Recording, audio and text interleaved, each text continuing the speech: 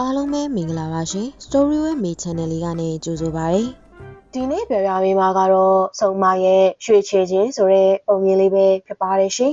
။စီမာဆိုတဲ့မိန်းကလေးတစ်ယောက်ကတော့ရတနာပစ္စည်းတွေကိုတော်တော်လေးသဘောကျနှစ်သက်ပါတယ်။သူမငယ်စဉ်ကတည်းကလက်ကောက်တွေဆွဲကြိုးတွေငကတ်တွေဝေရတာကိုအရန်ကြိုက်နှစ်သက်ခဲ့ပါတယ်။တရံမှာတော့သူမအခန်းထဲမှာထိုင်နေရင်နဲ့သူမရဲ့လက်ဝတ်လက်စားပစ္စည်းတွေအားလုံးကိုကြည့်နေခဲ့တာပေါ့။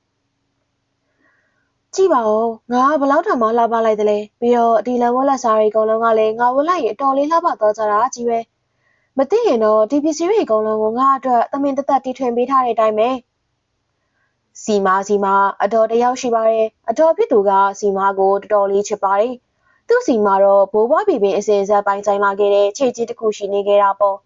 စီမာကတော့ငငယ်ကလေးကဒီခြေချင်းကိုအရန်သဘောကျနှစ်သက်နေခဲ့တာပါစီမာကအကြိမ်ပေါင်းများစွာတောင်းယူခဲ့ပေမဲ့အတော်ဖြစ်သူကတော့ဘယ်တော့မှမပြီးခဲ့ပါဘူး။တရက်မှာတော့စီမာကလည်းသူ့ရဲ့အတော်နဲ့တွေ့ဆုံမှုအတွက်သူ့ရဲ့အိမ်ကိုသွားလိုက်ပါတယ်။ပြီးတာနဲ့သူ့ရဲ့အတော်ကိုပြောလိုက်ပါတယ်။အတော်ဘလို့မဆိုကျမကအရွယ်လဲရောက်နေပြီဆိုတော့ကျမအရန်လိုချင်တဲ့အဲ့ဒီခြေချင်းလေးကျမကိုပေးလိုက်ပါတော့လား။ကျမဘလောက်တောင်မှအဲ့ဒါလေးကိုသဘောကျနှစ်သက်လဲဆိုတော့အတော်လေးသိရသားနေ။စီမာအတော်မင်းကိုအမြဲတမ်းပြောခဲ့တယ်လေမေ့သွားပြီလား။သမီးလက်ထပ်ပြီးရင်တော့ရောက်ကမအိမ်ရောက်သွားတဲ့ခါကျရင်ဒီခြေချင်းလေးကိုပေးလိုက်မယ်။သမီးမင်္ဂလာဆောင်တဲ့ခါကျရင်တော့ဒီခြေချင်းလေးကိုပေးလိုက်မယ်။အဲဒီခါလက်ဖွဲ့အနေနဲ့ဒါလေးကိုလက်ဖွဲ့ပြီးမှနားလည်ပြီလား။အခုတော့ဘလို့ပဲတောင်းတောင်းပေးမှာမဟုတ်ဘူး။အိုးဒုက္ခပါပဲအတော်ရဲ့ကျမကဒီခြေချင်းလေးအတွက်နဲ့လက်ထပ်ရအောင်မလား။ကောင်းပြီလေဒါဆိုရင်လည်းဟုတ်ပါပြီ။ကျမလက်ထပ်ဖို့အတွက်အဆင်သင့်ပါပဲ။ဟုတ်ပြ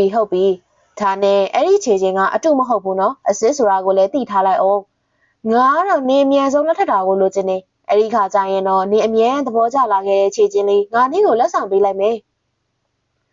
ဒီလိုနဲ့ရန်အနေငင်ကြသွားတဲ့ခါမှာတော့စီမားကလည်းအမှန်တကယ်ပဲလက်ထပ်လိုက်ပါတော့တယ်မင်္ဂလာဆောင်ပြီးသွားတဲ့ခါမှာတော့အတော်ဖြစ်သူကလည်းစီမားအရန်ကိုလိုချင်နေခဲ့တဲ့ခြေချင်းလေးကိုလက်ဆောင်အနေနဲ့လက်ဖွဲ့ပေးခဲ့တာပေါ့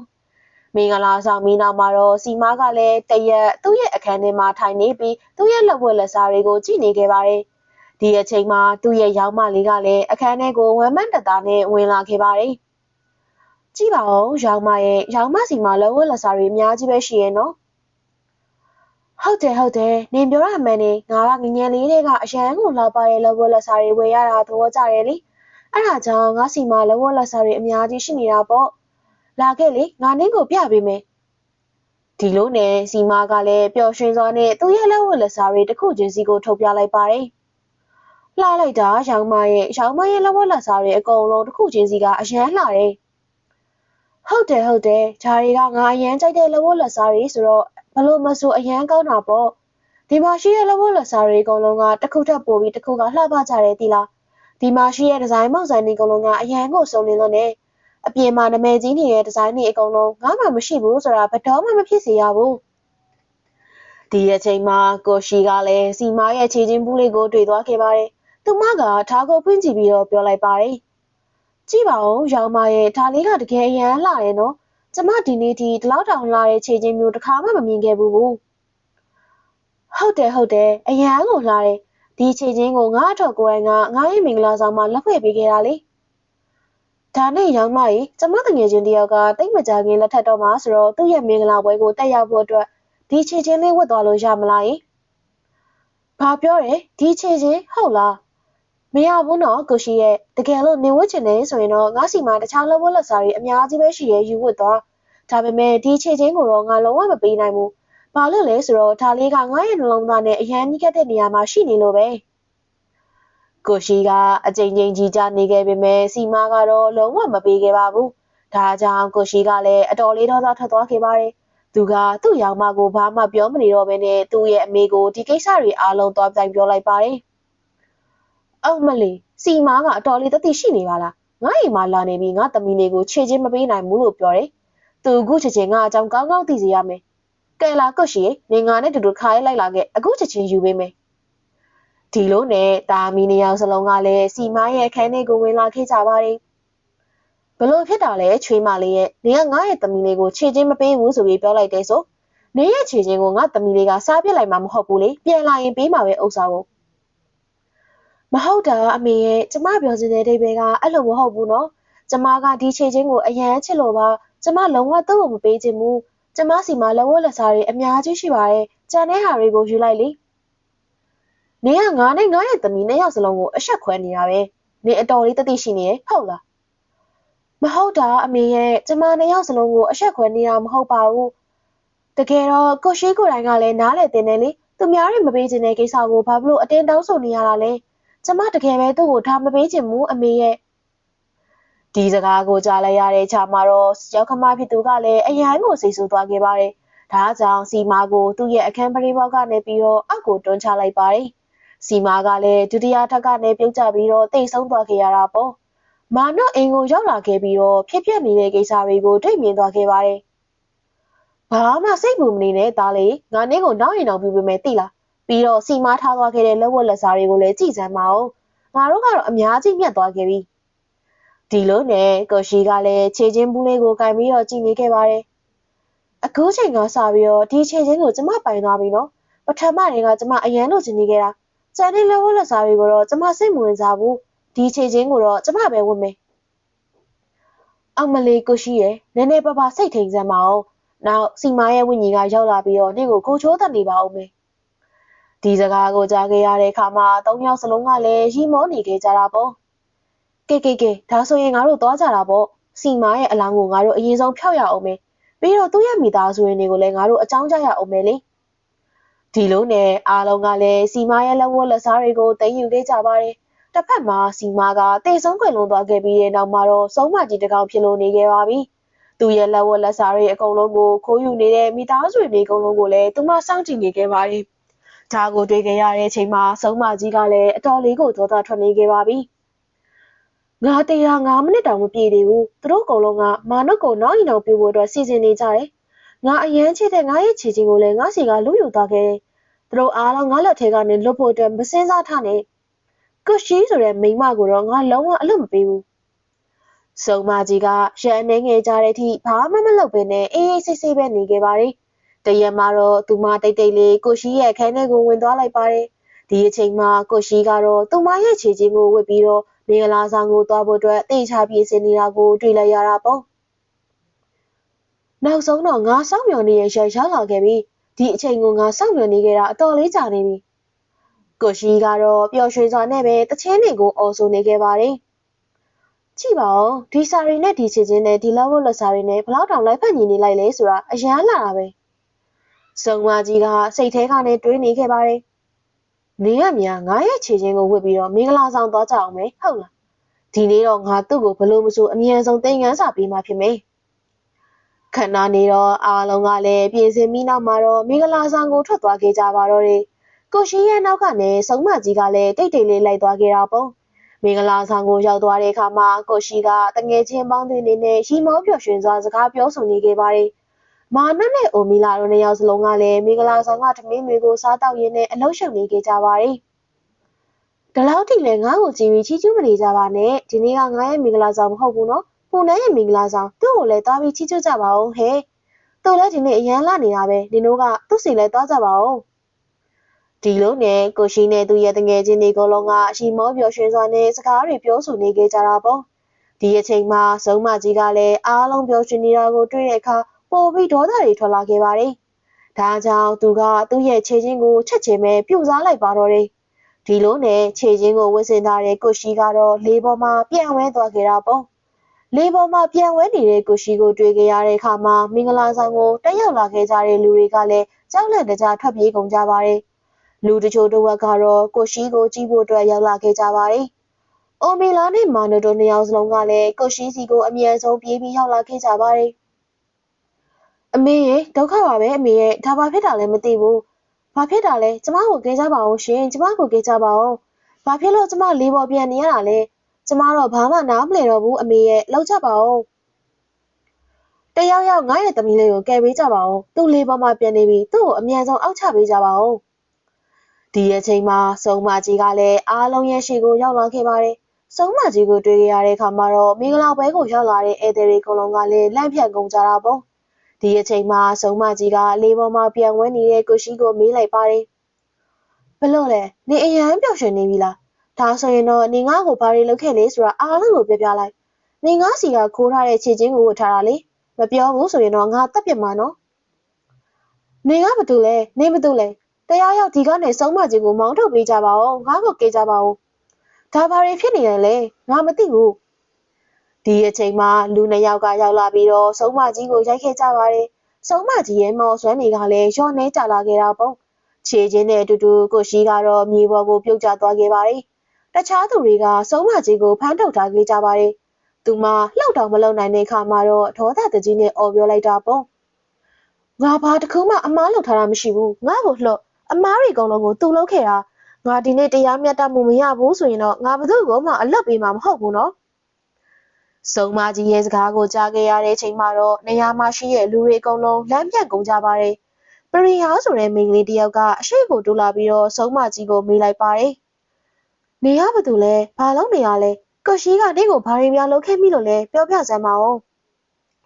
ဒီအချိန်မှာစုံမကြီးကမော်ဆွမ်းနေနဲ့ပြန်လဲပြူစားလိုက်ပါတော့တယ်သူ့ကိုဖမ်းချုပ်ထားတဲ့သူတွေကလည်းအဝေးကိုပြုတ်ကျသွားခဲ့ကြပါတယ်စုံမကြီးကကိုရှိရဲ့လေပင်ကိုညှစ်ထားလိုက်ပြီးတော့ပြောလေအမှန်တိုင်းပြောလိုက်နေငါ့ကိုဘာတွေလုပ်ခဲ့လဲဆိုတာအမြန်ဆုံးအမှန်တိုင်းပြောမဟုတ်ရင်ငါနေ့ကိုအခုပဲတက်ပြမယ်လှုပ်ပါရှင်လှုပ်ပါကျမပြောပြပါမယ်အမှန်တိုင်းပြောပြပါမယ်ကျမကိုလှုပ်ပေးပါရှင်ဒီလိုနဲ့စုံမကြီးကကိုရှိကိုမြေပေါ်ကိုပြစ်ချလိုက်ပါတယ်ဒီစုံမကြီးကတခြားသူမဟုတ်ဘူးငါရဲ့ရောင်မပဲငါကိုနဲ့ငါအမေနဲ့တူပါပြီးသူ့ကိုတက်ပြစ်ခဲ့တာပြီးတော့ငါကုဝတ်ထားတဲ့ခြေချင်းဆိုတာကလည်းငါခြေချင်းမဟုတ်ဘူးငါရောင်မရဲ့ခြေချင်းပဲဒီအချိန်မှာကိုရှိရဲ့အမေကလည်းကိုရှိကိုပြောလိုက်ပါတယ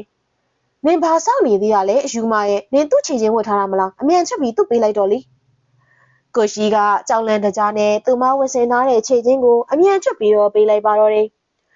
ရော့ဒီမှာနင်ရဲ့ခြေချင်းနင်ကြံယူသွားလိုက်ပါတော့ငါဒါတွေမလို့ချင်ဘူးငါ့ကိုကျေးဇူးပြုပြီးတော့ခွင့်လွှတ်ပေးပါဒီလိုနဲ့စုံမကြီးကလည်းဝမ်းသာပျော်ရွှင်စွာနဲ့ကိုရှိပြန်ပြီးတဲ့ခြေချင်းကိုယူလိုက်ပြီးတာနဲ့သူမရဲ့ခြေချင်းကိုဝတ်ဆင်လိုက်ပါတယ်ကဲနောက်ဆုံးတော့ငါအရန်ချစ်ရတဲ့ငါရဲ့ခြေချင်းကိုပြန်လဲရရှိသွားခဲ့ပြီစုံမကြီးကခြေချင်းကိုဝတ်လိုက်တဲ့အချိန်မှာပဲနေရာကနေချက်ချင်းပြောက်ခွဲသွားခဲ့ပါတော့တယ်ကိုရှိရဲ့တငယ်ချင်းတွေကတော့မင်္ဂလာဆောင်ကိုချက်ချင်းရဲတွေကိုခေါ်လိုက်တာပေါ့ဒါကြောင့်ရဲတွေကလည်းကိုရှိနဲ့သူ့ရဲ့မိသားစုဝင်တစ်ခုလုံးကိုဖမ်းဆီးခေါ်ဆောင်သွားခဲ့ပါတယ်အဲဒီနောက်သူတို့မိသားစုလုံးကလည်းထောင်ကျပြီးတော့ပြစ်ဒဏ်ကိုခံစားခဲ့ကြရပါတော့တဲ့ကွယ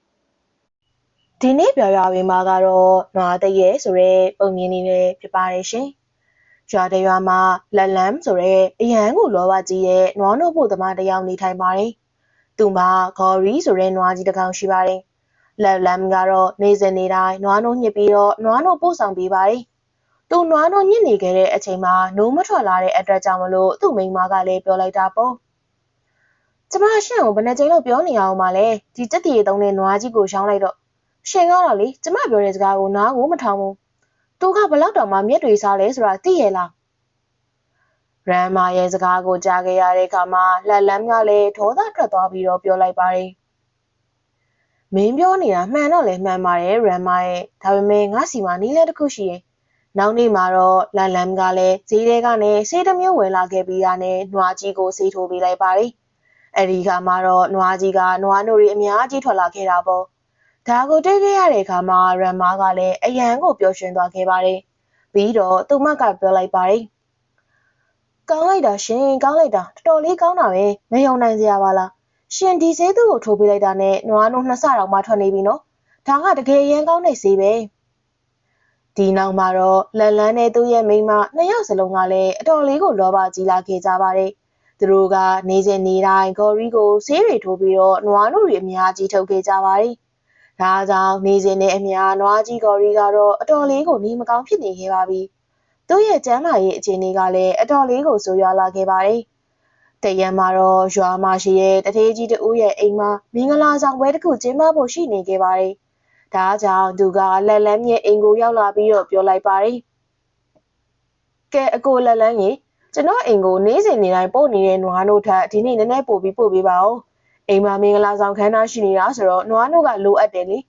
ဒီနေ့အိမ်မှာနွားနို့တွေအများကြီးအတောင်းပြရလိမ့်မယ်မုံချိုတွေလောက်ရမယ်လက်ဖက်ရည်တွေဖျော်ရမယ်ဆိုတော့နွားနို့များများလေးပို့ပေးလိုက်ပါ ရွာမှာခမည်းတယောက်လုံးနွားနှုတ်ပို့ပေးနေတဲ့သူရှိတယ်ဆိုတော့ကျွန်တော်တခြားသူစီကနေပြီးနွားနှုတ်မမာတော့ဘူးနော်ကျွန်တော်ကိုအချိန်မှန်ပဲနွားနှုတ်ပို့ပေးလိုက်ဟုတ်ပြီလားအော်အကိုရဲ့ဒါပြောရမယ့်ကိစ္စလည်းမဟုတ်ဘူးကျွန်တော်တို့ကအချင်းချင်းတွေပဲလေကျွန်တော်အချိန်နဲ့ပို့ပေးလိုက်မယ်ဘယ်လောက်ထိနွားနှုတ်လိုချင်လဲအဲ့လောက်ထိပို့ပေးလို့ရတယ်ကျွန်တော်ရဲ့အိမ်မှာဂေါ်ရီတယောက်လုံးရှိနေတာပဲလေဗျာဒီလိုနဲ့မင်္ဂလာပွဲကျင်းပမဲ့သူကပြန်သွားတဲ့အခါမှာတော့လန်လန်ကလည်းဂေါ်ရီကိုစီးထိုးပြီးတော့နွားနှုတ်တွေအများကြီးထုတ်ပြလိုက်တာပေါ့ဒီအချိန်မှာဂေါ်ရီကတော့အတော်လေးကိုနေမကောင်းဖြစ်နေခဲ့ပါပြီဒါကြောင့်သူကနွားနှုတ်တွေအများကြီးမပေးနိုင်တော့ပါဘူးဒါကိုတွေ့ကြရတဲ့အခါမှာတော့ရန်မားကလည်းပြောလိုက်ပါတယ်ကြည်စမ်းဒီချက်စီရီတုံးမှတော်တော်လေးကိုကျမတို့ကိုဒုက္ခပေးနေတာပဲကျမတို့ပတ်စံအများကြီးရှာနိုင်မယ့်အခါကျတော့မှသူကကျမတို့ကိုဒုက္ခပေးနေတာနွားတို့ကထွက်တောင်မထွက်တော့ဘူးဟုတ်လားသူ့ကိုဒုံးယူပြီးရိုက်ဒါကြောင့်ရန်မာပြောတဲ့စကားကိုနားထောင်ပြီးလက်လန်ကတော့ခေါ်ရီကိုဒုံးယူပြီးတော့ရိုက်ခဲ့ပါတယ်ဒုံးနဲ့ရိုက်တာလက်လွန်သွားတဲ့အတွက်ကြောင့်မလို့ခေါ်ရီကလည်းတေဆုံသွားခဲ့ပါတော့တယ်ဒီအချိန်မှာရန်မာနဲ့လက်လန်တို့နှစ်ယောက်စလုံးကလည်းအရန်ကိုလန့်ပြန်သွားခဲ့ကြတာပေါ့ဒုက္ခပါပဲဂေါ်ရီတည်သွားပြီရှင်ကတော့လေဘာလို့ဒီလောက်တောင်ရိုက်လိုက်ရတာလဲနည်းနည်းပါပါဆုံးမဖို့အတွက်ပြောတာတေအောင်ရိုက်လိုက်ရလားနည်းနည်းပါပါရှော့ပြီးရိုက်ပေါ့သူရှိနေလို့ကျမတို့နေထိုင်စားတော့လို့ရနေရဲဆိုတာကိုရှင်မသိဘူးလားတကယ်လို့ရွာသူရွာသားတွေကသာကျမတို့နွားကိုနှိပ်စက်ပြီးတော့တတ်တယ်ဆိုတဲ့အကြောင်းသိသွားရင်ကျမတို့စီကဘယ်သူမှနွားတို့ထုတ်ဝယ်တော့မှမဟုတ်ဘူးနော်ကျမတို့အတော်လေးဒုက္ခရောက်သွားကြလိမ့်မယ်ပြီးတော့ရွာသားကြီးကလည်းကျမတို့ကိုရွာကနေနှင်ထုတ်လိမ့်မယ်ရန်မာရဲ့စကားကိုကြားခဲ့ရတဲ့အခါမှာတော့လက်လမ်ကလည်းဒေါသအရင်ထွက်သွားခဲ့ပါတယ်ဒါကြောင့်ရန်မာကိုသူကစူပူချိန်ပေါင်းနေရင်းနဲ့ပြောလိုက်ပါတယ်အယူမနင်ယူနေလားနင်ငါ့ကိုပြောလို့ငါသူ့ကိုရိုက်ခဲ့တာငါကရိုက်တာလက်လွန်သွားလို့သူသေးသွားတာလေငါကတော့သူ့နဲ့ပတ်သက်ပြီးအတော်လေးလောဘတွေကြီးခဲ့တယ်စီးပွားရေးကောင်းအောင်လုပ်လို့ရတယ်ဆိုပြီးတော့လိုချင်လောဘတက်ခဲ့တာကဲထားပါငါအခုတခုခုလုံးမဖြစ်မယ်ဒီလိုနဲ့လက်လမ်ကလည်းရွာမှာရှိတဲ့သူ့သီးတဲ့လူတွေကိုခေါ်ပြီးနောက်မှာတော့ခေါ်ရီရဲ့အလောင်းကိုရွာထဲမှာသွားပစ်ထားခဲ့ပါတယ်သူကတော့အကြီးထဲမှာနွားကြီးကိုပြစ်ပြီးနောက်မှာတော့သူ့မိန်းမနဲ့တူတူအိမ်ကိုပြန်လာခဲ့လိုက်တာပေါ့တစ်ဖက်မှာတထေးကြီးကတော့ဒေါသတွေအိမ်ထဲထွက်ပြီးတော့အိမ်ကိုရောက်လာခဲ့ပါတယ်မင်းကအတော်လေးရိုင်းဆိုင်နေသူပဲငါမင်းကိုနွားနှုတ်တွေအများကြီးမှာတာကိုမင်းကရေတွေအများကြီးရောပြီးနွားနှုတ်ပို့ပေးလိုက်တယ်ဟုတ်လားမင်းကငါ့အကြောင်းကောင်းကောင်းသိစေရမယ်မင်းရဲ့ခြေထောက်နှစ်ချောင်းလုံးကိုငါရိုက်ချိုးပြမယ်မဟုတ်တာအကိုရဲ့ဒါဘလို့စကားတွေပြောနေရလဲကျွန်တော်တို့လိုမျိုးအရသာရှိပြီးနွားနှုတ်စစ်စစ်ဗမာမှရှာလို့တိတ်မှာမဟုတ်ဘူးကျွန်တော်ရောင်းတဲ့နွားနှုတ်တွေကတကယ်အရန်ရတာစစ်တယ်ဒီအချိန်မှာရန်မားကလည်းပြောလိုက်ပါတယ်ရှင်ပါးစပ်ပိတ်ထားလိုက်တော့ဘာမှထပ်ပြီးပြောမနေနဲ့ကျမတို့နွားနှုတ်တွေရေရောနေတာကိုသူတွေ့သွားတယ်အဲဒီနောက်မှာတော့လက်လန်းကလည်းကြံရမရတဲ့အစုံတောင်းပန်စကားပဲပြောဆိုပြီးတော့ပြန်လှုပ်ခဲ့ရတာပေါ့တထေကြီးကလည်းအိမ်ကနေပြန်သွားခဲ့ပါတယ်ဒီအဖြစ်အပျက်တွေဖြစ်ပျက်ခဲ့တာရပ်ပေါင်းများစွာကြာမြင့်သွားခဲ့ပါပြီလက်လန်းကတော့တရက်မှာသူ့ရဲ့သားလေးရာဂျူးနဲ့ပွဲစည်းကလည်းအိမ်ကိုပြန်လာနေခဲ့ပါတယ်တောအုပ်ထဲကနေသူတို့ဖြတ်နေခဲ့တဲ့အချိန်မှာပဲနွားကြီးရဲ့အော်တန်ကိုသူတို့ကြားခဲ့ရပါတယ်အဖေနွားကြီးတကောင်နာကျင်လို့အော်ဟင်းနေရလားမသိဘူးသွားကြည့်ရအောင်အော်တားလေးရဲ့တောအုပ်ထဲမှာနွားတွေဘာတွေရှိမှာပေါ့ဘာလို့သွားကြည့်ရမှာလဲကဲလာမင်းမြန်ပြန်ကြမယ်ညဘက်ကြီးတောအုပ်ထဲမှာကြောက်စရာကောင်းတဲ့တရိတ်ဆန်ကြီးလည်းရှိနေတတ်တယ်ဒီလိုနဲ့လန်လမ်ကလည်းသူ့သားလေးကိုရှင်းပြပြီးအိမ်ကိုပြန်လာခဲ့လိုက်ပါတယ်နောက်နေ့မှာလက်လမ်ကတော့နောက်ထပ်နွားတစ်ကောင်ကိုဝေလာခဲ့လိုက်တာပေါ့နွားကအရန်ကိုကျမ်းမာရေးကောင်းပြီးနွားတို့တွေလည်းအများကြီးပေးပါတယ်ဒါကိုတွေ့ခဲ့ရတဲ့အခါမှာလောဘကြီးတဲ့ရမ်မာပျော့ရွှင်နေခဲ့တာပေါ့ကောင်းလိုက်တာယောက်ျားရဲ့ရှင်ဝင်လာတဲ့နွားကအရန်ကောင်းတယ်နွားတို့တွေအများကြီးပေးရနော်ကျမတို့ဒီနွားတို့တွေကိုမြို့ပေါ်ထိတွားရောက်ရမယ်ဒီလိုနဲ့နေစဉ်နေတိုင်းရမ်မာနဲ့လက်လမ်တို့ကနွားတို့တွေကိုထုတ်ပြီးတော့ရောင်းချခဲ့ကြပါတယ်လက်လန်းကအခုဆိုရင်တော့နွားနိုတွေကိုမြို့ပေါ်ထီအောင်မှရောင်းချနေခဲ့ပါပြီ။ရပ်ပေါင်းများစွာကြာတဲ့အထိဒီပုံစံတိုင်းပဲဆက်လက်ဖြစ်ပျက်နေခဲ့ပါတယ်။တရက်လက်လန်းမြို့ပေါ်ကနေအိမ်ကိုပြန်လာနေရင်းနဲ့အရန်ကိုနောက်ကျသွားခဲ့ပါတယ်။ဒီနေ့အတော်လေးကိုနောက်ကျသွားပြီ။မြို့မှာကမီးပွိုင်တွေကအများကြီးပဲ။ကားလမ်းကလည်းအရန်ကျက်တယ်။မြို့ပေါ်ကလူတွေဘလို့များနေထိုင်ကြလဲမသိဘူး။အတော်လေးခက်ခဲတာပဲ။သူကလည်းရွာကိုပြန်မှုအတွက်တဟုတ်ကိုဖြတ်ပြီးသွားနေခဲ့ရတာပါ ဒီနေရာမှာတော့ဂေါ်ရီဆိုတဲ့နွားကြီးကိုတပ်ဖြတ်ပြီးတော့လက်လန်းမြုပ်နှံခဲ့တာဖြစ်ပါတယ်။လက်လန်းတောအလဲကိုရောက်သွားတဲ့အခါမှာတော့နွားကြီးရဲ့အော်တန်ကိုသူကြားခဲ့ရပါတယ်။ဘာဖြစ်လို့နွားအော်တန်ကြားနေရတာလဲမသိဘူး။ကြည်ရတာတရေတွေတစ်စီတွေရှိနေရတော့မဟုတ်တော့ပါဘူးနော်။တယောက်ယောက်ကသာငါ့ကိုဖမ်းမိသွားရင်တော့ငါသိဖို့ပဲရှိရင်။ဒါကြောင့်လက်လန်းကလည်းထွက်ပြေးသွားခဲ့ပါတယ်။ထွက်ပြေးနေတဲ့အချိန်မှာပဲသူချော်လဲပြီးတော့မှောက်ရက်ကျသွားခဲ့ပါတယ်။ခဏနေတော့သူတော့အုပ်ထဲကနေအရိပ်မဲကြီးတစ်ခုကိုတွေ့လိုက်ရတာပေါ့ဒီအရိပ်ကတော့နွားရဲ့အရိပ်ကြီးပါလက်လန်းကလည်းဒါကိုတွေ့မြင်ရပြီးတော့အရန်ကိုကြောက်လန့်နေခဲ့ပါတယ်ဒါပါကြီးလေဒါဘသူအရိပ်လဲဒါနွားကြီးကော်ရီရဲ့အရိပ်နဲ့တူတယ်သူကဘလို့ဖြစ်ပြီးဒီကိုရောက်လာတာလဲငါသူ့ကိုတပ်ပစ်လိုက်ပြီလေလက်လန်းကထားရက်ဖို့အတွက်စူးစမ်းခဲ့တဲ့အချိန်မှာပဲအရိပ်ကြီးကပြေးလာပြီးတော့သူ့ကိုခေါင်းနဲ့တိုက်ချလိုက်ပါတယ်လက်လန်းကလည်းနွားတိုက်ခံရပြီးတော့မိလဲသွားခဲ့တာပေါ့တတိပြန်လဲလာတဲ့အချိန်မှာတော့သူအိမ်ကိုရောက်နေခဲ့ပါပြီတထေးကြီးကတော့သူ့ရဲ့အနားမှာရပ်နေခဲ့ပါတယ်ဘလို့ဖြစ်တာလဲလက်လန်းရဲ့မင်းတောအုပ်ထဲမှာမေးလဲကြနေလို့ခေါ်လာခဲ့တာငါအဲ့ဒီနေရာကနေဖြတ်သွားနေလို့ပေါ့မဟုတ်ရင်မင်းကိုတော်ရန်တရိတ်ဆန်နေစားတော့သွားလောက်ပြီဟုတ်လားကျွန်တော်အရန်ကိုအားနေပြီးခေါင်းနဲ့မူပြီးမိလဲသွားခဲ့တာလေရှေ့ဆက်ပြီးတော့ကျွန်တော်သတိထားပါမယ်ကျေးဇူးတင်ပါတယ်တထေးရဲ့တထေးကြီးကလည်းအိမ်ကိုပြန်သွားခဲ့ပါတယ်အရီနောက်ညမိုးချုပ်သွားတဲ့အခါမှာတော့လက်လမ်ကသူ့ရဲ့မိန်းမရမ်မာကိုဒီကိစ္စတွေပြောပြလိုက်ပါတယ်ဒါကိုကြားခဲ့ရတဲ့အခါမှာတော့ရမ်မာကလည်းရှိနေခဲ့တာပေါ့ရှင်ကလည်းပောက်ကရ40ရေရှောက်ပြီးထင်အောင်နေမှာဖြစ်နေတာနေမှာပေါ့ဘလို့ဖြစ်ပြီးနွားကတရေဖြစ်မှာလဲရှင်ကအတော်လေးကြောက်လန့်နေတာပဲရှင်အနားယူဖို့တော့လိုအပ်နေပြီနေတူတယ်ဒါဆိုရင်တော့ရှင်အိတ်လိုက်တော့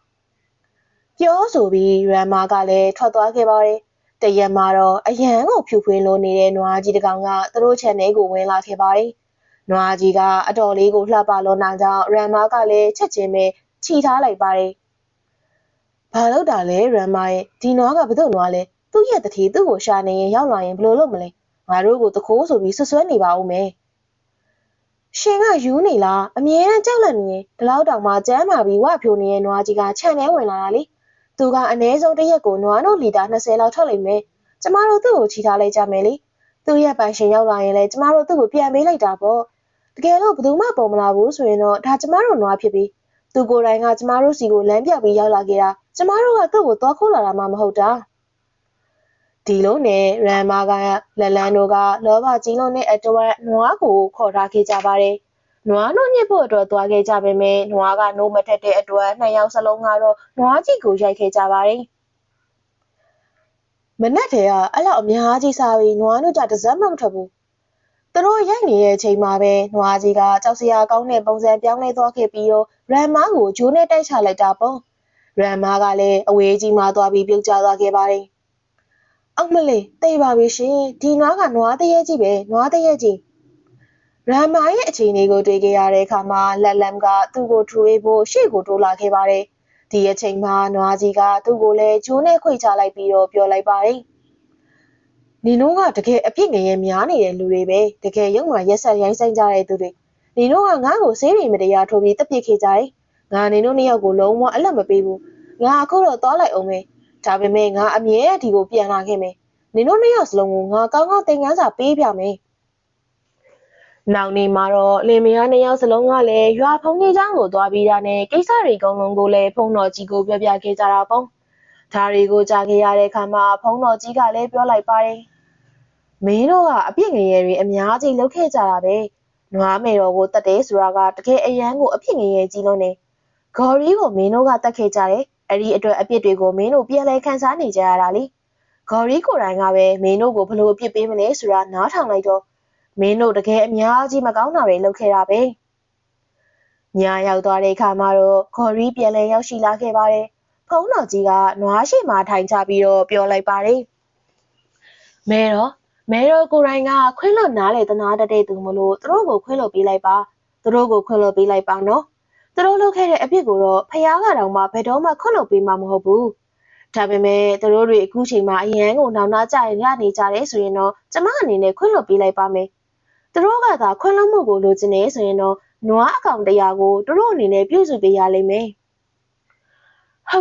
ုတ်ကဲ့ပါနွားမယ်တော့ကောင်းပါပြီကျမတို့အမားတွေကျူးလွန်ခဲ့တဲ့အတွက်ကျမတို့ကျင်းစီပေါက်ပြန်လဲပြင်ဆင်ပါမယ် ကျမတို့ဒီနေ့ကစပြီးနွားတွေအများကြီးကိုကောင်းကောင်းစောင့်ရှောက်ပေးပါမယ်။လူတွေအကုန်လုံးကိုလည်းနွားတွေကိုတန်ဖိုးထားဖို့အတွက်ကျမတို့ပြောလိုက်ပါမယ်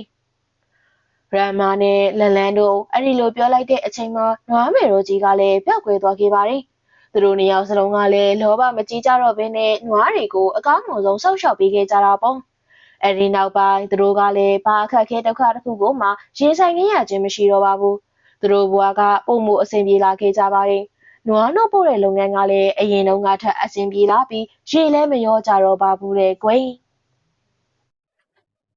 ပုံမြင်လေးကတော့ပြီးဆုံးသွားပါပြီရှင်။နားဆင်ပေးကြတဲ့ပရိသတ်ကြီးအားလုံးကိုစိတ်နှဖျားကျန်းမာချမ်းသာပါစေလို့ဆုမွန်ကောင်းတောင်းပေးလိုက်ပါတယ်ရှင်။